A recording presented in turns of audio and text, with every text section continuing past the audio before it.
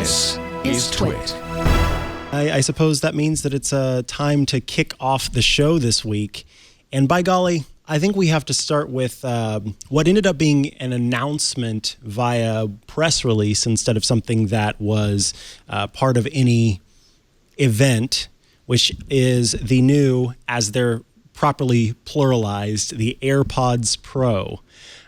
Those launch tomorrow for $249, aka $250. And I don't know, were any of us at all surprised about this? Nope. Yeah. Nope. No, I think it's Nope. Not surprised. I think it's a good lesson for a lot of other companies where Apple has chosen to only pick and choose what they're going to do a big live stream and do a keynote for, and just simply release things. I think some companies get overly verbose. And so I think that Google. Yeah. So anyway, so I think that Apple. No. Well, okay. I was going to say exactly. I'm sorry. We interrupted you. Go ahead. Complete your thought before I leap in to argue with.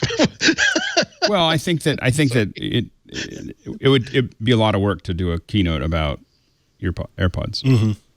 Mm-hmm. Yeah. Yeah. I was just going to respond that even before Lori jumped in, that it's compared to also Apple doing what seems to be the logical thing by saying, it's earphones, okay? Mm-hmm. And they basically take sound from a device and they put them inside your ear. That's not a whole lot we need to discuss. We will, when I saw that Rene once again had a picture on his Instagram of his watch regarding a flight to New York, it's like, okay, he's getting a briefing. He's going to have hardware today. That's perfectly fine. And the other good way of doing it was the way that, mature way of doing it, I think, is the way that Google announced their earphones, which is, by the way, we have an announcement. Here's what they are. Here's what they're going to do. We're not going to be shipping them until February or so, but here's what they're going to be. If you've been holding out to see what we would do with wireless earphones and how much we would charge you for them, now factor that into your decisions. And I know that Apple did the exact same thing with other products before, but I think that we put too much stock into, but isn't it wonderful to be surprised? And okay, we're not 8 years old. It's not Christmas Eve or whatever, or birthday Eve or whatever. We have a certain fixed amount of money to which to budget like our tech purchases. And it's nice to know that if we really want wireless earphones, perhaps we should wait and plan for a few months or get them right now. Or it's okay to not be surprised. It's okay to be informed. I think the biggest misstep was posting an image with the clear version, the transparent look for the things, because that's what I want. I was like, whoa, are they selling those? And then I looked at it and I was like, oh, they're white. Oh, never mind. The clear ones were amazing. They looked so cool. You can actually see wax being impacted in it as you use. At least that way I know why my AirPods have stopped working. I have one that doesn't put out any sound at all, one that puts out 50% of the sound it originally did, and I know that there's a couple little friends hanging out in there that I can't get to, which is disgusting, yes, but by golly, it would be nice. No, but that clear version on the site as you're scrolling through and you can see sort of what makes up the components. Yeah, I wouldn't be surprised if somebody comes out what's that color company that makes custom colorware. Yeah, colorware. Yeah. Colorware. You should do a clear version. They can't make a clear one. Yeah, because they can just, they can paint them. Well, you know what? Colorware, get on it. Figure it out. Oh, there you go. Or the guy that gold plates them. I don't know if I want them gold.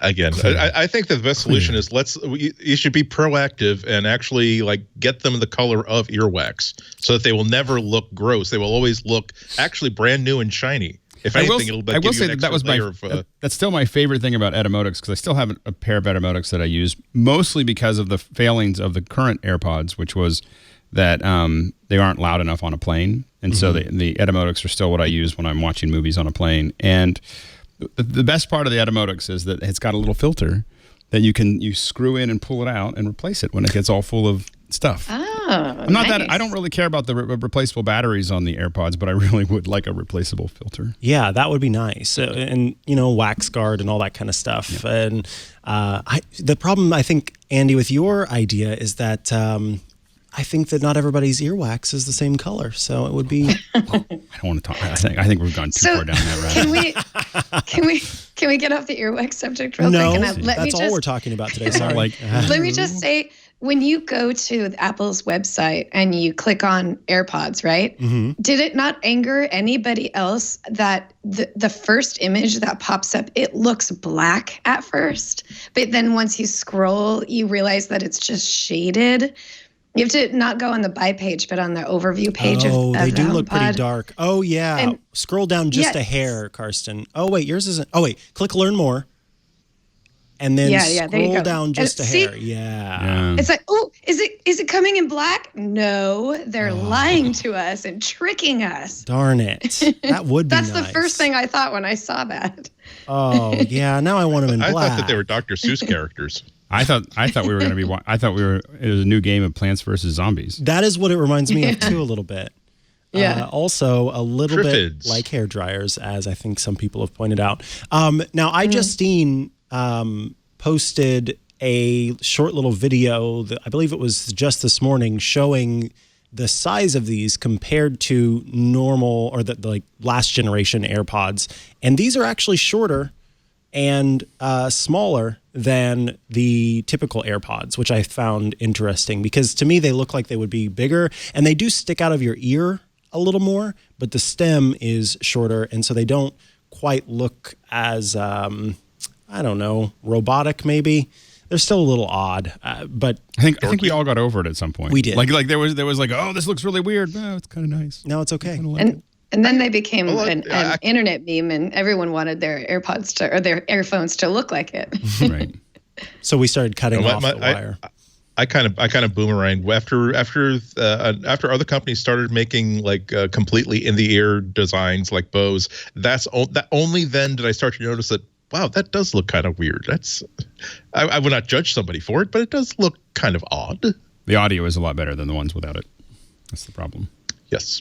Like for your I don't know. I like it's going to be a tough challenge. 200 now that they've broken like the $250 barrier, this is above someone willing to spend an extra $100 for convenience and Appleosity and saying, okay, this has got to be a great freaking pair of headphones, especially now that it's been a couple of years and now you can actually buy Anchor even makes a very capable pair of truly wireless earbuds for something like $60-$70, and for I'm not speaking for everybody's budget, but for $250, these they're comparing it with really good over-the-ear headphones. You're comparing it with really good like Bose in-ear headphones. It has to be not just like really good. It has to be superb to compete. So I'm looking forward to trying them out. I'm looking forward to seeing what people like Renee think about it.